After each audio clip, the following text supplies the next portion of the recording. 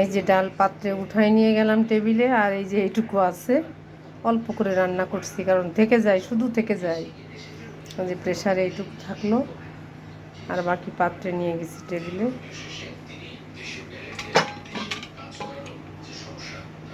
Hello everyone, এই দেখুন রান্নার পরে রান্নাঘরকে কিভাবে পালিশ করতে হয় দেখেন।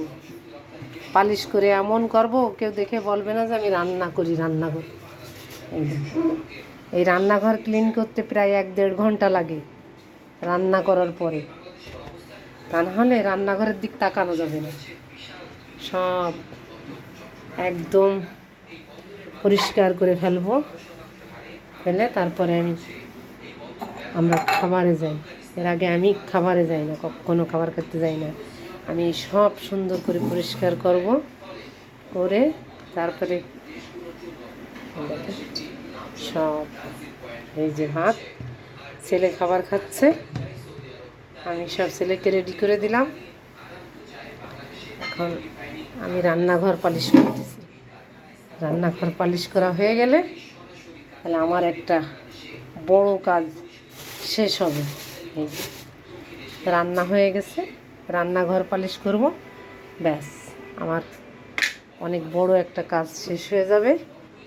আমি রান্নাঘর এলোমেলো নোংরা থাকলে আমার রান্না করতে আসতেই মন চায় না, যার কারণে রান্নাঘরটা আমার এইভাবেই পালিশ করতে হয়। দেখে একদম নিট অ্যান্ড ক্লিন, একদম এইভাবে করে রেখে যাব, তারপরে রান্না করতে আসবো, মন ভালো লাগে। এখন রান্নাঘর ক্লিন করে আসলাম, এবার টেবিলে দেখেন এই এক একজন করে খাবে আর এইভাবে থাকবে, তারপরে লাস্টে সব গুছাতে হবে। ওই দেখুন না টেবিলের অবস্থা। এখন এখন আমি কয়টা খাবো, আমার হাজব্যান্ডের আসতে দেরি হবে, যার কারণে আমার একটু খেয়ে নেব আমি, তারপর হাজব্যান্ড আসলে হাজব্যান্ড খাবে, ছেলে খেয়েছে, এখন আমি খাবো কয়টা। এই যে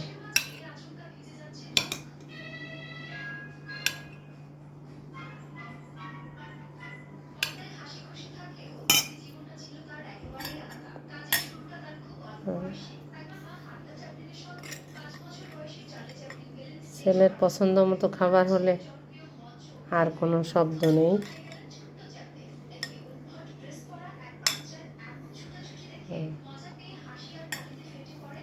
আল্লাহ হাফেজ, tata, bye bye, take care.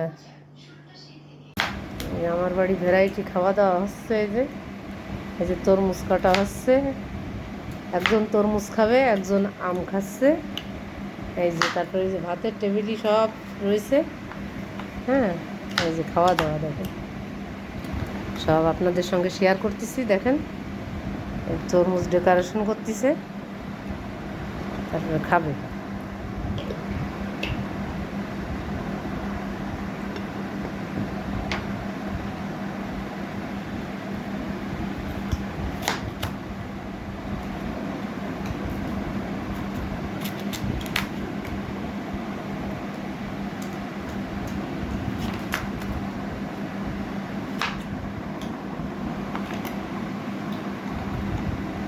এটা সাজা